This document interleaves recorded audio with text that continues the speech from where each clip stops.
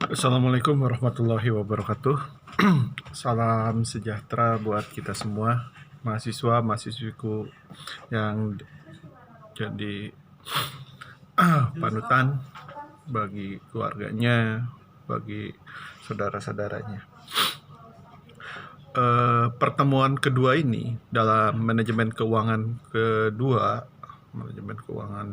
pertemuan yang kedua akan membahas berkaitan dengan sumber-sumber pembiayaan jangka pendek atau source of short-term financing. Oke.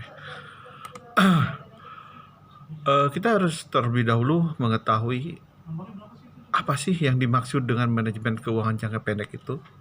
Nah, dasarnya adalah dalam konsep manajemen keuangan jangka pendek merupakan bagian pengelolaan aktiva lancar, kas setara dengan kas, surat berharga, piutang, persediaan, dan pasipa lancar perusahaan, utang dagang, wesel bayar, kewajiban yang masih harus dibayar, untuk mencapai keseimbangan antara laba dan resiko, agar memberi kontribusi nilai positif terhadap nilai perusahaan.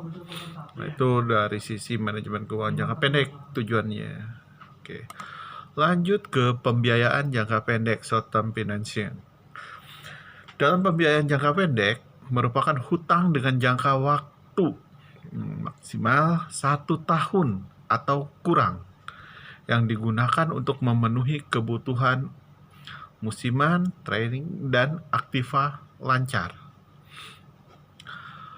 Sumber pembiayaan jangka pendek ada 3 jenis. Pertama, pembiayaan jangka pendek secara spontan.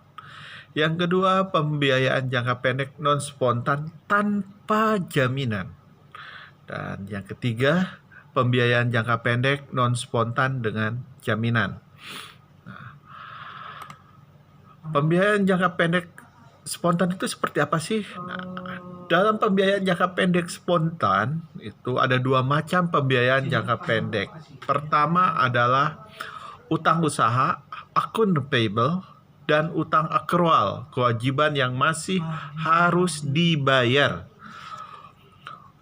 Utang usaha timbul saat perusahaan membeli barang dagangan secara kredit. Sedangkan utang akrual adalah utang lancar yang timbul bukan karena pembelian barang dagangan, melainkan hutang akibat jasa yang diterima, di mana pembayarannya belum dilakukan. Misalkan utang seleri gaji. Nah, itu akrual. Oke. Lanjut ke pembiayaan jangka pendek non spontan tanpa jaminan. Nah, dua macam pembiayaan ini adalah kredit bank jangka pendek dan surat berharga, commercial paper, atau disingkat juga dengan CP. Perusahaan yang meminjam dana dari kredit bank jangka pendek lazimnya melunasi hutangnya paling lambat 1 tahun. Commercial paper itu semacam sekuritas jangka pendek yang mudah diperjualbelikan melalui pasar sekunder. Perusahaan penerbit commercial paper adalah peminjam dana sehingga berkewajiban memberikan bunga kepada pemegangnya. Nah, dan yang ketiga, pembiayaan jangka pendek non spontan dengan jaminan. Nah, pembiayaan jangka pendek non spontan dengan jaminan yaitu sumber pembiayaan ini biasanya terdiri dari pembiayaan piutang usaha dan pembiayaan dari sisi persediaan. Melalui pembiayaan ini, peminjam atau biasa disebut juga dengan debitor memperoleh dana jangka pendek dari pemberi pinjaman atau kreditor dengan cara menjaminkan piutang usaha atau persediaannya. Apabila penjaminan dengan piutang usaha dan persediaan belum mencukupi, pihak kreditor dapat juga menuntut jaminan berupa aset tetap seperti tanah bangunan, kendaraan bermotor, mesin operasional yang jangka waktunya lebih dari 1 tahun. Oke, nanti pembahasan ini berkaitan dengan pembiayaan jangka pendek non spontan dengan jaminan akan dibahas pada pertemuan selanjutnya. Oke, lanjut ke apa sih yang dimaksud dengan hutang dagang? Nah, hutang dagang atau biasa disebut juga dengan account payable, yaitu hutang dagang yang dihasilkan dari transaksi barang yang dibeli secara kredit. Dengan menerima barang, pembeli menyetujui pembayaran kepada supplier, jumlah yang ditentukan sesuai dengan syarat penjualan. Syarat penjualan dimasukkan dalam beberapa kategori umum, biasanya seperti periode bersihnya atau waktu pembayaran diperkirakan akan diterima. Itu juga biasanya ada yang namanya kesepakatan. Lanjut ke syarat diskon tunai jika ada dengan beberapa klausal kesepakatan yang disepakati oleh kreditor dan debitor. Oke. Lanjut kita beberapa hal yang harus diperhatikan dalam pembelian kredit. Pertama, kita akan berbicara tentang credit terms. Credit term atau syarat kredit ialah lama periode kredit, besar potongan tunai, periode potongan tunai. Credit period atau periode kredit ialah periode kredit mulai dari tanggal faktur. Ingat, tanggal faktur atau berdasarkan ketentuan end of month. Lanjut selanjutnya yaitu cash discount yang merupakan bagian yang harus diperhatikan dalam pembelian kredit, yaitu potongan tunai atau cash discount ialah prosentase potongan harga bila jika pembeli membayar pada periode potongan tunai. Selanjutnya juga yang harus diperhatikan adalah cash discount period. Periode potongan tunai yaitu periode kredit di mana potongan tunai dapat diberikan. Dan yang harus diperhatikan juga dalam pembelian kredit yang biasanya juga yaitu beginning of credit period, seperti date of invoice, tanggal mulai periode kredit, dan periode kredit untuk semua pembelian yang dilakukan awal bulan pada hari pertama dan bulan berjalan. Nah, itu beberapa yang harus diperhatikan dalam pembelian kredit.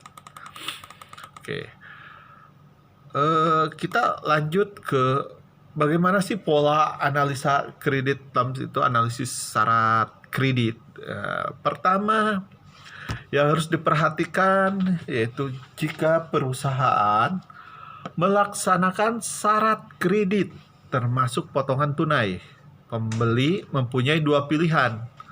Pertama, mengambil potongan tunai, taking the cash discount, yaitu pembayaran dilakukan paling lambat pada tanggal terakhir periode potongan. Nah, nanti tugas pertama Anda buat soal seperti ini, yaitu Anda buat bagaimana sih analisis syarat kredit. Ya, Anda cari banyak kok di referensi yang lain dan Anda jawab sendiri polanya seperti apa. Itu soal pertama. Oke. Lanjut ke analisis syarat kredit selanjutnya. Tidak mengambil potongan tunai. Tidak mengambil potongan tunai, giving up the cash discount. Biaya tidak mengambil potongan tunai adalah tingkat bunga implisit yang dibayarkan terhadap keterlambatan pembayaran utang. Nah, ini contoh soal yang kedua dan Anda harus jawab juga. Harus Anda jawab soalnya seperti apa dan jawabannya seperti apa. Anda buat soal sendiri dan diharapkan tiap mahasiswi itu berbeda soal dan jawabannya, dan itu merupakan bagian dari penilaian tugas kedua pada pertemuan kedua ini di mata kuliah manajemen keuangan kedua. Oke, lanjut kita masuk ke bagaimana formula-formula yang nanti Anda pahami dalam konsep kewajiban dalam menganalisa syarat kredit. Ya, banyak kok referensinya dari mana Anda cari di sumber-sumber melalui Google Search Engine atau searching yang lainnya juga ada. Oke, atau referensi dari buku atau modul yang nanti akan jadi panduan bagi pengajaran kita kali ini. Oke. Lanjut ke metode kedua, yaitu kewajiban yang masih harus dibayar, accrual. Seperti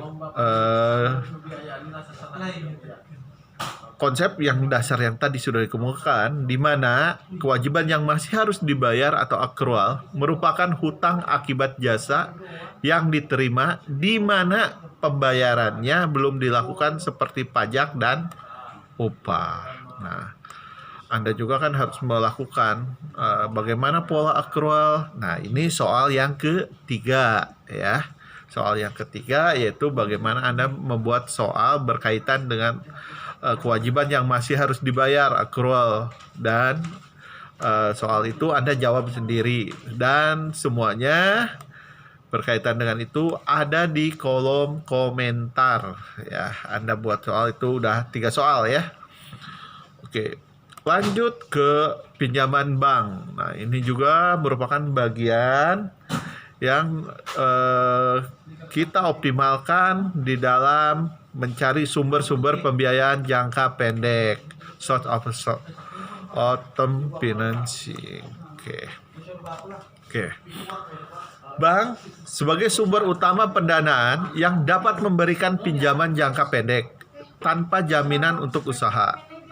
Pinjaman bank merupakan short term short liquidity loan, yaitu pinjaman jangka pendek tanpa jaminan yang digunakan untuk membiayai piutang dan persediaan pada saat kebutuhan modal meningkat secara musiman. Nah, dalam pinjaman bank ini juga atau bank loans diharapkan piutang dan persediaan dapat menjadi kas secara cepat atau liquid, sehingga dana yang dibutuhkan untuk membayar pinjaman dapat diperoleh dengan sendirinya. Oke, itu berkaitan dengan pinjaman bank. Ya, lanjut kita mengetahui biasanya kita mengenal di beberapa bank konvensional itu ada yang namanya bunga rate. Nah, di sini kita mengetahui ada 4 jenis bunga dalam pembiayaan jangka pendek tanpa jaminan. Pertama yaitu tingkat bunga nominal atau nominal rate. Ya. Yang kedua tingkat bunga periodik. Presentasi cost per periodik. Oke. Dan yang ketiga tingkat bunga tahunan atau annual present rate. Dan yang keempat biasanya juga yaitu tingkat bunga efektif, yaitu effective annual rate. Nah, tugasnya, mulai lagi tugas ya. Ini tugas yang keempat. Bagaimana atau pengertian dari 4 jenis bunga dalam pembiayaan jangka pendek tanpa jaminan ini. Misalnya tingkat bunga nominal adalah, nah itu Anda jawab sendiri ya. Nah, itu di kolom komentar. Jadi itu merupakan 4 pertanyaan ya, dan Anda harus jawab di kolom komentar. Format penulisannya sama dengan pertemuan pertama, dan itu juga merupakan bagian appraisal penilaian untuk tugas kedua. Oke. Selanjutnya, dari beberapa tugas itu saya selaku dosen, saya melihat ada beberapa mahasiswa yang belum menjawab di kolom komentar pada pertemuan pertama. Untuk itu, Bapak harapkan dalam pertemuan yang kedua ini semuanya untuk menjawab dalam kolom komentar, karena perkuliahan kita di saat-saat seperti adanya kewaspadaan terhadap wabah, maka perkuliahan lazimnya juga secara online terlebih dahulu. Oke, semoga Anda dapat mengerjakannya, dan waktu untuk mengerjakan ini bagi kelas A5 dan A6 diberikan waktu sampai jam 10 pagi besok di kolom komentar. Dan untuk R2 kelas B1 dan B2 itu dimohon untuk dijawab sampai jam 20.00 besok malam.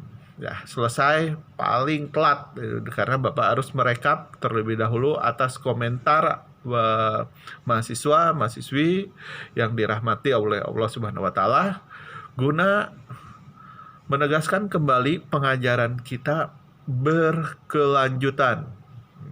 Oke. Dan tetap terstruktur. Untuk itu, mohon kemandirian Anda dalam menjawab 4 pertanyaan pada pertemuan kedua ini dalam mata kuliah Manajemen Keuangan 2.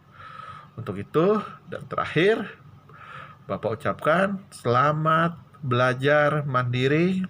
Usahakan Anda optimal dalam pembelajaran mata kuliah ini, dan Bapak akhiri, Assalamualaikum warahmatullahi wabarakatuh.